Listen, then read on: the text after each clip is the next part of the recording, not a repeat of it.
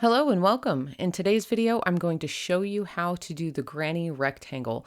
The granny rectangle is a lot like the granny square, except it's worked in a chain instead of in the round, but it still consists of the same 3 double crochet clusters in the same stitch. If you're not familiar with a double crochet, I will have a link down in the description below for a video on how to do that. And this is all in US terms, folks.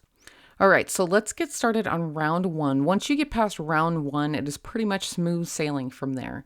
The stitch multiple for the granny rectangle is any multiple of 3. So my starting chain is 15. This is typically what I start with regardless of what size of blanket I'm making. I feel like it's a pretty good width to length ratio.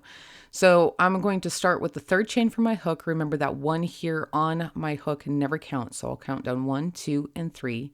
And I'm going to place a double crochet into that 3rd chain. Now that chain 2 that we just skipped is going to count as our first double crochet. So I have 1 double crochet, 2 double crochets. I'm going to put in 1 more. And this is actually going to be the beginning of our corner, our first corner. So now that I have the 3 double crochets, counting that chain 2 as 1, I'm going to chain 2. And now I need to work into that same stitch with another 3 double crochet clusters. So here's my first double crochet. There's my second. And here's my third. Now this completes my first corner. So I should have 3 double crochet clusters separated by a chain 2 space and 3 double crochet clusters. Now we can start working along the length of our blanket. So I'm going to skip 2 chains. I'll count down 1, 2, and in that 3rd chain over, I'm going to add another double crochet cluster. So here is my first double crochet, second double crochet, and 3rd double crochet.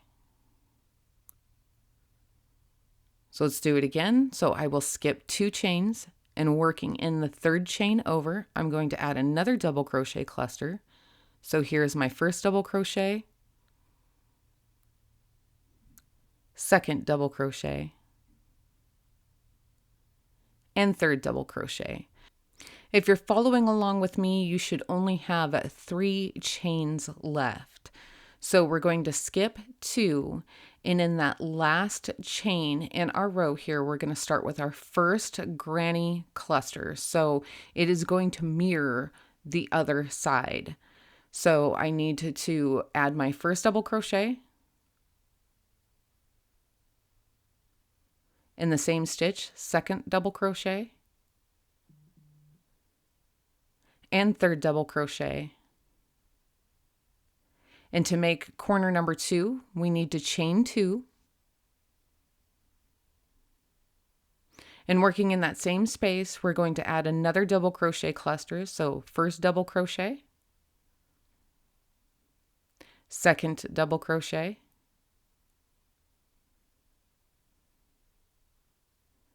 and 3rd double crochet. All right, at this point, this end should mirror what your other end looks like, but we need to get around that corner in order to work on the other side of our chain.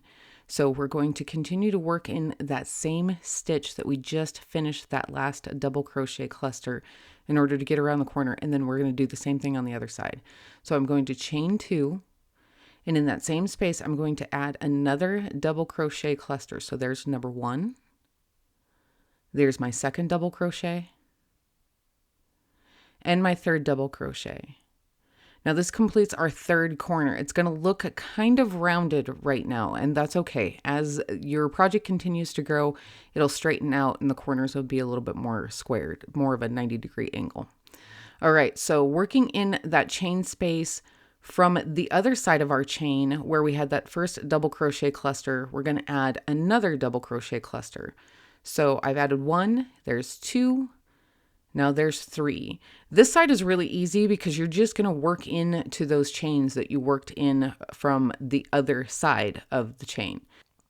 All right, so once you get to that first set of double crochet clusters from your first corner, we're going to continue to work into that space because we need to finish our 4th corner. So in order to do that, I need to place another set of double crochet clusters. So here's 1, here's 2, and here's 3. Okay, so you should have 3 double crochet clusters in one chain space, just like you did on the other side. Now I need to chain 2, and I'm going to slip stitch into the top of that chain 2 from when we first started our first double crochet cluster. And you should be able to see it pretty well. Just slip stitch into that, and then you are good to go. Again, this is going to look a little on the rounded side, but don't worry about that. It will straighten itself out as we continue along with our project. All right, so let's move on to round number 2, and this is where it starts to get a little bit easier. Okay, the first thing that I want you to do for round number 2 is I want you to turn your work. So when your work is facing you from the previous round, turn it. And we're going to slip stitch into that chain 2 space. I like to turn my work anytime I'm working into the round because this is what's going to help keep your sides straight. All right, so I've slip stitched. Now I'm going to chain 3, and that's going to count as our first double crochet. So I'm going to add another double crochet. So there's 2. And now another double crochet, and this is our first double crochet cluster for this corner. So in order to finish the corner, I need to chain 2 and then work another double crochet cluster in that same chain 2 space. So there's 1, there's 2, and there's 3. So here is our first corner for our second round.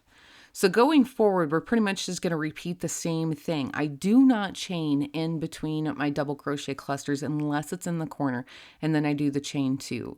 If you want to do chain 1s in between your clusters, then go for it. Just keep in mind that it needs to be consistent, so you'll need to do that for every round. It will change the finished measurements of your project, and it does use a little bit more yarn. So I'm going to continue to work on my clusters in between the clusters from the round below, and then we're going to work on a corner number 2, and I'm going to show you how to get around that. All right, so now I'm ready to start corner number 2. So I'm going to start with my first double crochet cluster. So there's 1, 2, and 3. I need to chain 2. And working in that same chain 2 space, I'm going to add another double crochet cluster. So this should complete corner number 2.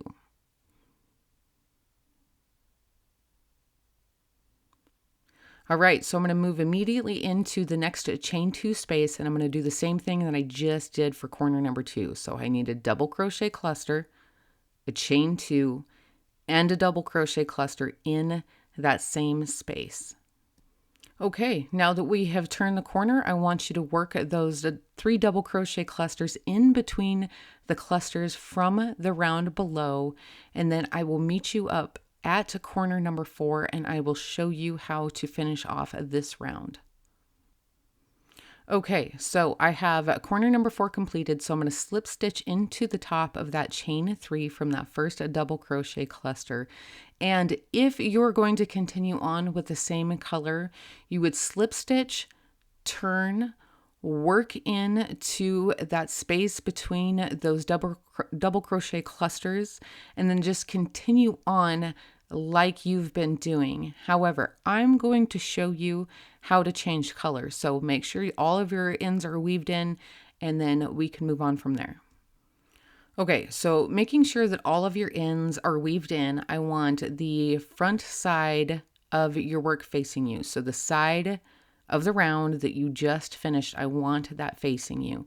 I can tell which end I had just slip stitched into because I can see where my slip stitch is at. So I'm going to turn it, and then I'm going to rotate it. Again, this is a really good trick to make sure that your sides don't get wonky because we're working in rounds. So choose any one of those spaces in between the clusters from the round below, And with a slip knot on your hook, I want you to insert it in between that space. I'm going to make sure that my tail is over the top of my crochet hook so I can crochet over the top of it as I go and make sure it's nice and secure.